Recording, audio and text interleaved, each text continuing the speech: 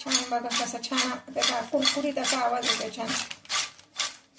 हे आपले सर्विंगसाठी तयार आहेत। आता आषाढी एकादशी जवळ आली। एकादशी आणि दुप्पट खाशी असं आपण नेहमीच म्हणतो। असं दुप्पट खाशीसाठी ना आपल्याला सटर फटर चावम्याव काहीतरी हवं असतं। त्यासाठीच मी तुम्हाला आज एक पदार्थ दाखवणार आहे। नमस्कार, आऊचा खाऊ या यूट्यूब चॅनलवर मी मेधा तुमच्या सगळ्यांचं मनापासून स्वागत करते। आज मी तुम्हाला दाखवणार आहे रताळ्याचे वेफर्स। मार्केटमध्ये बटाट्याचे केळ्याचे वेफर्स मिळतात, पण रताळ्याचे वेफर्स मिळत नाहीत। तेच कसे करायचे मी तुम्हाला दाखवणार आहे। चला तर रेसिपी बघूयात। हे पहा, रताळ्याचे वेफर्स करण्यासाठी मी अर्धा किलो रताळी घेतली। रात्रभर म्हणजे कमीत कमी 10-12 तास तरी ती पाण्यात ठेवायची, म्हणजे त्याची सगळी माती निघून जाते।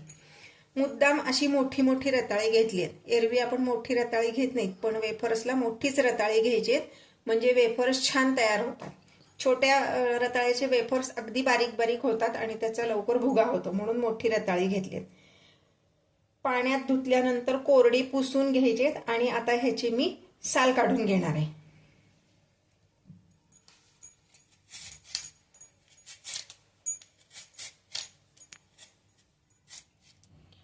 हे पाशी जी वेफर्सची किशणी मिळते त्यांनी आपण ह्याच्या पातळ पातळ असे काप काढून घेणार आहे। पाण्यात काढायचे म्हणजे मग काळे पडणार नाहीत। हे पहा, असं ह्या रताळ्याच्या सगळ्या चिप्स मी करून घेतल्यात। पाण्यामध्ये घालून ठेवायच्या। 2 पाण्याने स्वच्छ धुतल्यात, म्हणजे 2दा स्वच्छ धुतल्यात आणि आता हे तिसऱ्यांदा पुन्हा मी ह्या पाण्यात घालून ठेवल्यात। हे पाणी बघा एकदम क्लिअर आहे। पहिलं पाणी अगदी काळपट निघतं, म्हणजे त्याच्यावरचा स्टार्च पण खूप असतो रताळ्यावर, तो पण निघून जातो 2दा धुतलं की। आणि आता हे तिसऱ्यांदा मी पाण्यात घालून ठेवलंय। आता मी काय करणार आहे, एका कॉटनच्या कापडावर ह्या सगळ्या चिप्स ठेवणार आहे आणि थोडंसं त्यातलं पाणी टिपून घेणार आहे। हे पहा, या पद्धतीने थोड्याशा अशा मोकळ्या ठेवायच्या आणि टिपून घ्यायच्या।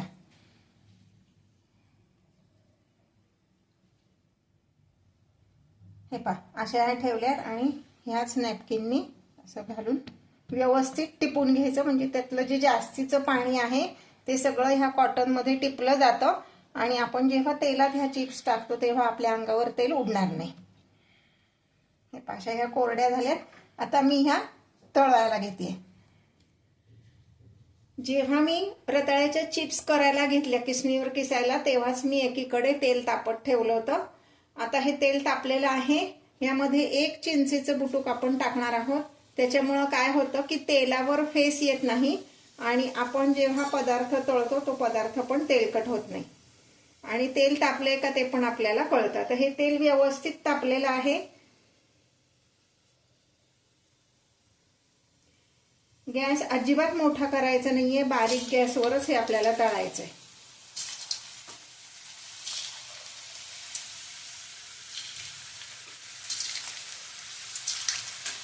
जी चिंच आहे हे मी काढून घेते, चिंच फक्त।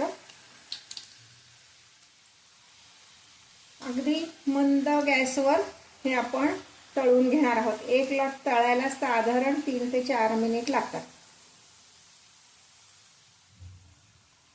हे पहा, हे चिप्स आपले तळून झालेले आहेत। हे कसं ओळखायचं तर पाण्यावर जे तेलावर जे बुडबुडे येतात की नाही ते थांबलेले आहेत आणि ह्या चिप्सचा कलर सुद्धा थोडासा चेंज झालेला आहे। आता मी हे काढून घेते एका चाळणीत। हे पहा, हे आपले वेफर्स तळून तयार आहेत। तसं तर हे चवीला गोडसर असतात, रताळा गोड असल्यामुळं, पण जर तुम्हाला अजून त्याला टँगी टेस्ट द्यायची असेल तर ह्याच्यावर मी काळं मीठ भुरभुरणार आहे। थोडंसं काळं मीठ आणि साधं मीठ असं एकत्र केलंय आणि थोडंसं आपलं लाल तिखट।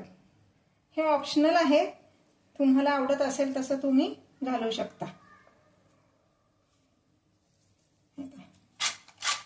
छान बघा कसा छान त्याचा कुरकुरीत असा आवाज येतो छान। हे आपले सर्विंगसाठी तयार आहेत।